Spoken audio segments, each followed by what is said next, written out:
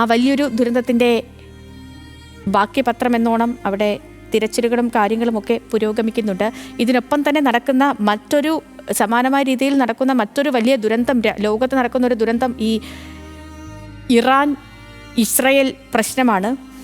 അവിടെ ഇപ്പോൾ കൂടുതൽ സങ്കീർണമായി കാര്യങ്ങൾ എത്തിയിരിക്കുന്നു എന്ന് വേണം മനസ്സിലാക്കാൻ. ഇപ്പോൾ വരുന്ന വിവരങ്ങൾ അനുസരിച്ച് ഇന്ത്യയിൽ നിന്നും പുറപ്പെട്ടതും ഇന്ത്യയിലേക്ക് വരുന്നതുമായി വിമാനങ്ങളൊക്കെ വഴിതിരിച്ചു വിടുന്നു എന്നുള്ളതാണ്. എയർ ഇന്ത്യയുടെ 2 വിമാനങ്ങൾ ഡൽഹിയിലേക്ക് മടങ്ങിയിട്ടുണ്ട്.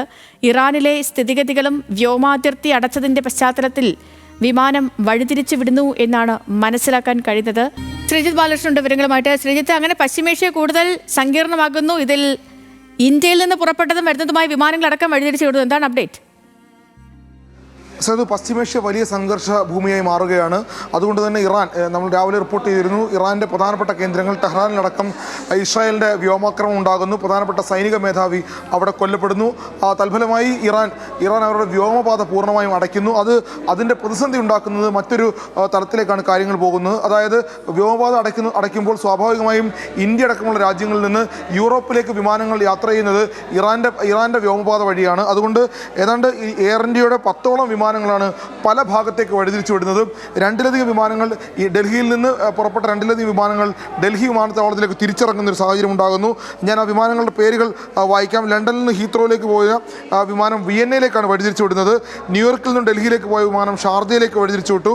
ന്യൂയോർക്കിൽ നിന്ന് മുംബൈയിലേക്ക് പോയ വിമാനം ജിദ്ദയിലേക്ക് വഴിതിരിച്ചു വിടുന്നു. മുംബൈ ലണ്ടൻ വിമാനം മുംബൈയിലേക്ക് തന്നെ തിരികെ വരികയാണ്.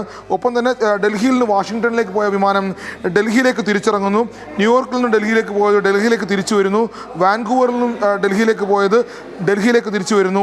ജിദ്ദയിലേക്ക് വഴിതിരിച്ചു വിടുന്നു. ഡൽഹിയിൽ നിന്നും ന്യൂയോർക്ക് ഫ്രാങ്ക്ഫർട്ടിലേക്ക് പോയ വിമാനം മിലാനിലേക്ക് വഴിതിരിച്ചു വിടുന്നു. അങ്ങനെ ഏതാണ്ട് 10ലധികം വിമാനങ്ങൾ ചിക്കാഗോയിൽ നിന്നും ഡൽഹിയിലേക്ക് പോയത് ജിദ്ദയിലേക്ക് വഴിതിരിച്ചു വിടുന്നു. ലണ്ടനിൽ നിന്നും ഹീത്രോയിലേക്ക് പോയ വിമാനം ഷാർജയിലേക്കാണ് വഴിതിരിച്ചു വിടുന്നത്. അങ്ങനെ ഷാർജയിലേക്കും ജിദ്ദയിലേക്കും അടക്കം വിമാനങ്ങൾ വഴിതിരിച്ചു വിടുകയാണ്. എയർ ഇന്ത്യയുടെ വിമാനങ്ങളുടെ ആദ്യ പട്ടികയാണ് ഇപ്പോൾ വന്നിട്ടുള്ളത്.